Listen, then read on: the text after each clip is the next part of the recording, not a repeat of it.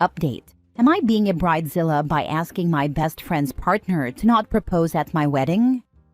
Original post. I'm getting married in April. We got engaged at Christmas, but in January, my dad was given 5 months max after being taken off chemo for it not working. I will preface this by saying I never wanted the big white wedding. I am not a fan of being center stage. My best friend of 14 plus years, 26 female, is the polar opposite of me. My partner and I have been super busy with work, so we allowed my parents to plan the wedding. His parents are out of the country on vacation but have had input. My dad wanted a bigger celebration, as this will be the last chance he gets to celebrate. I am obviously heartbroken and want to give him exactly what he wants. I chose my bridesmaids, and my partner chose his best man and groomsmen. My best friend is one of my bridesmaids, and my niece is my other. From the day I asked her, my best friend has been finding dresses. Not a problem.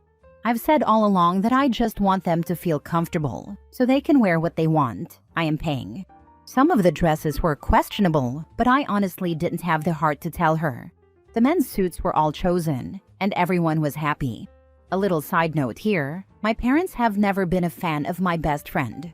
They think she's an attention seeker and a bit of a tart. They accepted my choice because they know I love her to bits. Last week when we went to see her, she had a baby recently, so I love going to see the little one. She mentioned, I think Paul, her partner, is going to propose at your wedding, and she was getting all excited. She kept saying how she wanted it to be a perfect proposal, and that we have the perfect venue. That is true. The venue is stunning. On the way home from seeing her, I was talking to my partner and said that I didn't want Paul to propose at the wedding, as we were already celebrating a wedding and my dad, and I didn't want to take away from that. I reached out and tried to explain this to my best friend. I texted, "Hey, gorgeous. It was so lush to see you and Mr. Roman. He's gotten so big. Can I just air something that's really played on my mind? I absolutely don't want to upset you in any way. And you know I've given you and Savanya free reign with everything from dress to accessories and everything. I also haven't asked you to pay for anything, so you've got a free room for the night and everything paid for. Basically, I'm just a bit hurt that you are planning on getting engaged at my wedding. It's a day that is less about me and more about my dad being able to celebrate with people who cherish him. We are already celebrating 2 things, the wedding and my dad. I was just hoping you'd maybe ask Paul to not propose at the wedding." Her reply, "If you're going to be a bridezilla, I don't want to be part of your rushed wedding. If you can't stand other people getting attention, you're really pathetic and need to get over yourself. Here is where I may be the bridezilla or the a-hole." My response, "I'm truly sorry you feel like I've been a bridezilla or an a-hole. I've tried to be accommodating and as flexible as possible. You've had your choice of dress, shoes, hair, makeup, and accessories, all of which were paid for by me, and we have accommodated bringing your baby, which of course we would as we love you. You know I don't like major attention, but this is my family and my friends, and they're coming to our wedding. If you're so desperate for the attention to be on you, perhaps it's best you're not there. I'm sorry that this hasn't worked out. I'm truly heartbroken. But this day needs to be perfect for my dad." Her last response, which I didn't reply to, "Your dad's gonna die. He won't even be here to give a damn." I don't mind losing her over this, but I'm heartbroken and now thinking I may have been a bridezilla. Now for the top comments before reading the updates. "Your dad's gonna die. He won't be here to give a damn. Are you sure this is a friendship worth saving? Like, who the heck says that? That is not your friend. Hell no, your bestie is a raging, heartless, jealous, selfish zilla, and sure as heck not your friend or bestie. There is zero way you're going to avoid this unless you uninvite both of them. These people are attention-seeking AF, and if you think they'll respect you after she's more excited for her proposal at, your wedding, if you go ahead with inviting them, then yeah, expect your big day and your dad's final celebration to turn into your bestie's proposal day, which, plot twist, you and your parents have paid for. In other news, seriously, why is this person your friend? Let alone your bestie? Your parents are 100% right about her, and then some. She doesn't give a damn about you. Forget her and make better friends who actually love and support you. Yikes. Hope your wedding is amazing and free of this mess, and I hope your dad has an amazing time watching his daughter get married. Definitely tell the boyfriend, at least about the planned proposal, and that they are not welcome. Good chance he's a decent person who's been suckered just like OP. Mini update. 1. I no longer want this girl in my life, let alone the wedding. She's a vile human being. 2. I have always been that one girl she gets at. I've never had much luck making friends, so I think that's why I've always accepted crappy treatment. 3. Partner hates her and has hated her since they met. 4. I am gonna send a message and block. She's done. Now for the full update. He was going to leave her, not propose. So my partner and I reached out to him and asked him to meet in a neutral place. We chose the park near his house. He agreed to meet us, alone. Side note, we live about 2 hours apart since I moved out of my parents' home, and we relocated to a different city. I travel most weekends to see my parents. I showed him the messages from the screenshots shown in my last post, and he was raging. Paul was so angry at what had been said. Then he turned to us and said, I actually wanted to leave her, but I was waiting until after the wedding, so I wouldn't ruin the day for you and your dad. We had a long chat. Paul and my partner have a lot in common, and he's always been great to both of us. We drove him home and left, and during the 2-hour drive back, I felt relieved. I've never felt so stress-free. I had no one to try and please. And who needs an egg-sucking bridesmaid anyway? Paul rang when we got home. They've split up. She tried to deny the messages but didn't delete them from her phone, so he knew it was true. He told her he was repulsed and had already been planning to leave after she was unkind to his mom, who is also ill. Paul wants an amicable split for the sake of their baby, so he may be getting lawyers involved. My dad is over the moon. He's heartbroken that I've lost pretty much my only friend, but he's so glad she's gone. He's taking things day by day, and we are giving him the best life we possibly can. We took him suit shopping, and he looks absolutely incredible. My mom hasn't found her dress yet, but we are planning a special girls' day out soon. Dresses, a spa day, and just an overall celebration of love. I love when the trash takes itself out, lol. I'm so glad you and your dad were able to go suit shopping, and that you'll have a stress-free wedding. And get a front row seat to Karma. What a hoot! I'd pay for that ticket to him breaking up with her. I'm so glad you spoke to Paul and he's leaving her. Hopefully he gets custody of their baby. Block her on absolutely everything. Make sure your fiancé and any family that has her also blocks her. Hire security for the wedding. She will show up to cause problems. Especially since her ex is going, that will have her seething. Definitely have security. So glad her dad gets to know his daughter's toxic friend is out of her life, and that she'll have a wonderful partner by her side in life. Wishing OP a wonderful, stress-free wedding and many more good friendships in the future. Third update. 1. Passwords with vendors, all secured. 2. Paul is still coming, either alone or with a friend or someone else. He deserves a break. 3. Paul is going to tell her parents, who are massively religious, massively strict, and will not tolerate bullies. Next story.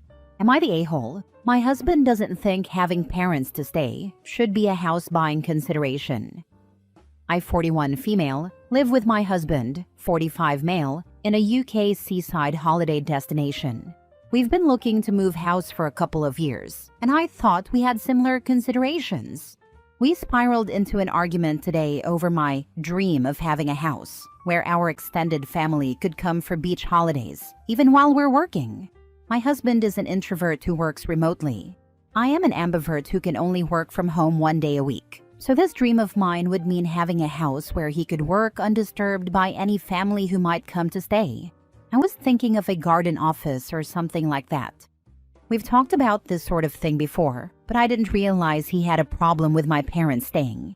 He said he's fine with either of our siblings and their families staying whenever, since they'll be out during the day. But he doesn't want my parents in the house while he's working. His live 5 minutes away, mine 3.5 hours away. For context, my parents did walk behind him on a video call once. He was in the kitchen instead of his office and rang the doorbell after I asked them not to when I was on another call. I had given them a key. So he says he doesn't trust them not to interrupt him. They've never gone out of their way to disturb him. The few times I can recall have been accidents. He says that having a dream where my parents can come to stay whenever they like while he's working from home and I'm out at the office means I'm only happy when he's being made uncomfortable. To be clear, they wouldn't be coming unannounced or anything like that. My example is, there's a heat wave forecast, and I can't take the time off, but they want to come down to the beach.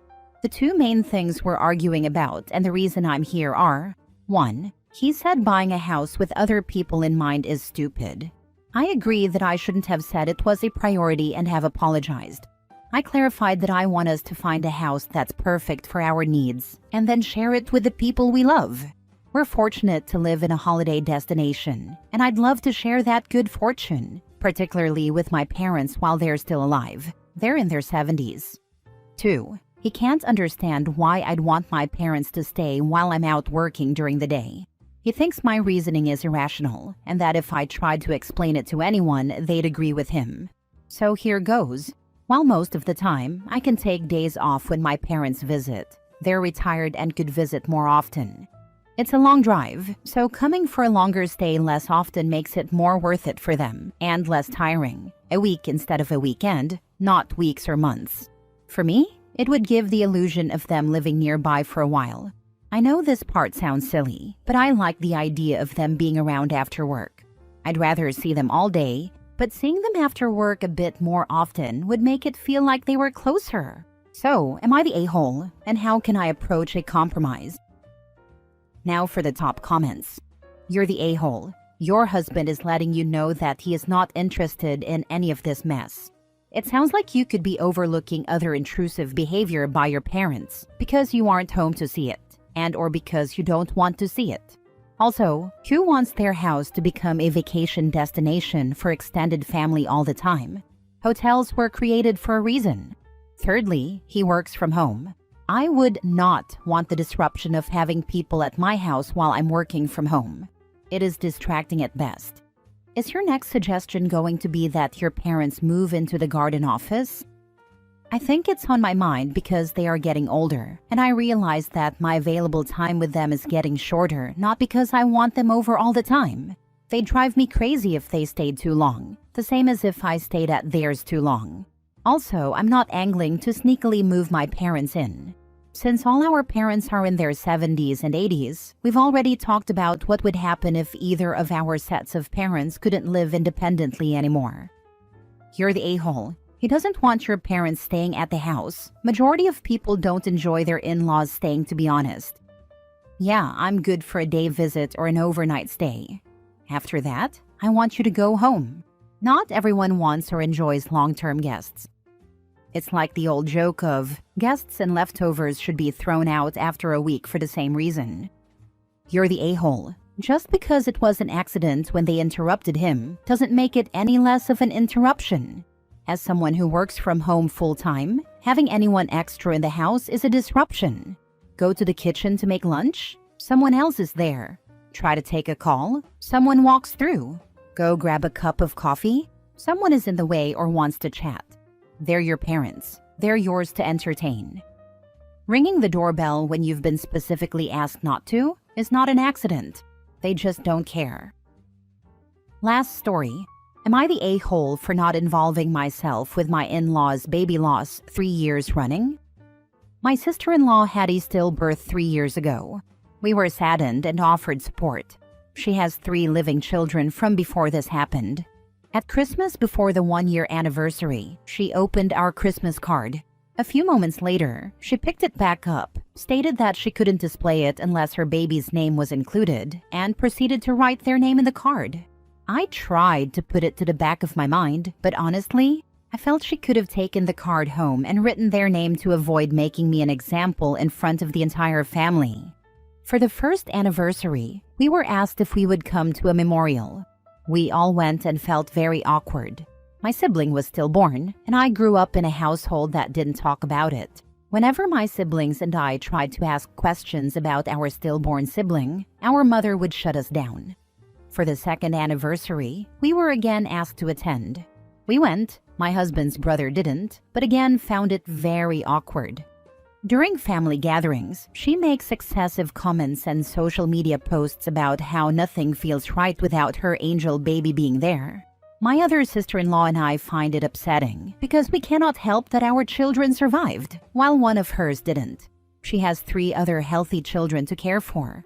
During a family gathering, she made a comment that her living children recently asked her who her favorite was, and she responded that her angel baby was her favorite.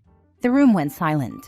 As a child who was repeatedly told, with much venom, that I wouldn't have been born had my sibling survived, that broke me. Note, I've never lost a baby myself, but I am the sibling of a stillborn baby. So anniversary 3 rolled around recently. Again, we were asked to attend a memorial, although this time, she called it a birthday, which struck me as odd.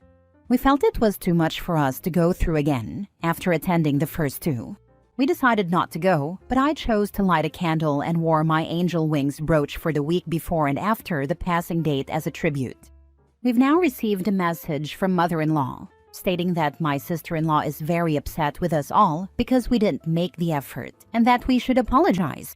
While I understand that she's still grieving, she is able to do so in her own way. And if others choose to grieve differently, then that's okay too. I don't believe you can dictate how others grieve, nor can you have a monopoly on grief. Everyone is different, and I respect that she wants to do a grand gesture each year, but she needs to accept that not everyone wants to or feels comfortable being a part of it. I feel like this isn't my direct loss to continue grieving so openly. Yes, I feel sad because it's a loss of life, but at what point do we stop mentioning it all the time? Not the a-hole. Your sister-in-law needs some serious help. The loss of a child in this way is extremely sad, I know firsthand, and grieving is part of that. But 3 years? That is not healthy, and is clearly damaging her other children and probably her marriage. The rest of the family either doesn't see this as a problem, and they need help too, or is simply enabling her problem by going along to avoid dealing with it. But everyone needs to sit your sister-in-law down and get her to seek the help she clearly needs. It's the damage she's doing to her living children that is so sad. Those poor kids. Everyone grieves differently, but she's consumed by her loss and expects everyone to wallow with her. Time for intensive therapy. Exactly. Plus the fact that sister-in-law said that her favorite child is the angel baby. Imagine how her living children must have felt hearing that. Not the a-hole. Sounds like your sister-in-law needs professional help to process her grief. It's fine if she wants to honor her baby every year, but she needs to understand that not everyone feels the impact of her loss the same way. Also, it's probably not your place to comment on it, but what she said to her kids needs to be addressed because that's not okay.